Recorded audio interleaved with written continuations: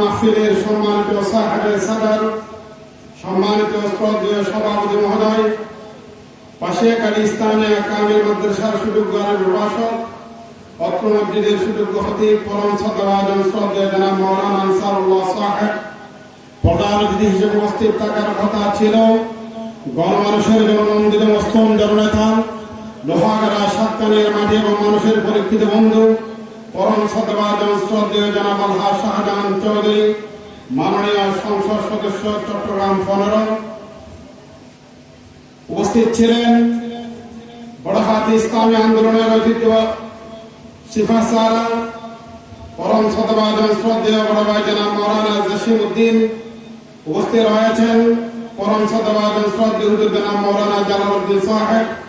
উপস্থিত রয়েছেন বিশিষ্ট ব্যাংকার পরম শ্রদ্ধাভাজন শ্রদ্ধেয় নুরুল ইসলাম সাহেব। উপস্থিত রয়েছেন শ্রমিক কল্যাণ ফেডারেশনের সুযোগ্য সভাপতি পরম শ্রদ্ধাভাজন শ্রদ্ধেয় জনাব নাসির উদ্দিন। উপস্থিত রয়েছেন পরম শ্রদ্ধাভাজন শ্রদ্ধেয় জনাব জাহিদ বিন জালাল। উপস্থিত রয়েছেন শ্রদ্ধেয় জনাব ডাক্তার খালেদ। উপস্থিত রয়েছেন প্রিয় পরিচালক প্রিয় ভাই রবিউল হোসেন। উপস্থিত আগত সম্মানিত মেহমানবৃন্দ, যার দীর্ঘ আলোচনা আমরা শুনে কোরআন এবং হাদিসের দৃষ্টিতে আমরা শুনেছি, আমরা তার আলোচনা আমল করার জন্য চেষ্টা করব। যিনি সুদূর সিলেট থেকে এসেছেন, পরম শ্রদ্ধাভাজন জনাব অধ্যাপক ডক্টর মোহাম্মদ ফয়জুল হক সাহেব। উনি আমার অত্যন্ত প্রিয় বক্তা, তার সাথে আমার আগেও যোগাযোগ হয়েছিল, আমি অনেক ওনার বক্তব্য শুনেছি। আমাদের প্রধান অতিথি মহোদয় উপস্থিত থাকার কথা ছিল, আপনারা জানেন ওনার বিভিন্ন ব্যস্ততা থাকার কারণে আমাদের ডাকসুর বিপি ওনার আজকে গ্রামের বাড়িতে ওনার বিয়ের অনুষ্ঠান হয়েছে, অলিমার অনুষ্ঠান হয়েছে। আমাদের মাননীয় এমপি মহোদয়কে আগামীকাল হয়তো ঢাকায় চলে যেতে হবে, বিভিন্ন কাজ থাকার কারণে উনি আসতে পারেন। উনি আপনাদেরকে সালাম দিয়েছেন এবং দোয়া করতে বলেছেন, আপনারা ওনার জন্য দোয়া করবেন। আমি বেশি কথা বলবো না, আজকে তাফসীরুল কোরআন মাহফিল আপনারা জানেন।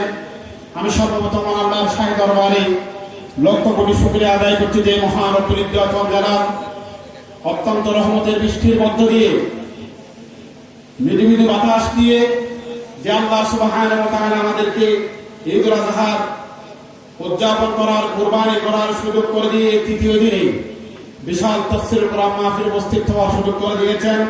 মহান আল্লাহর শাহী দরবারে শুকরিয়া আদায় করতে আলহামদুলিল্লাহ।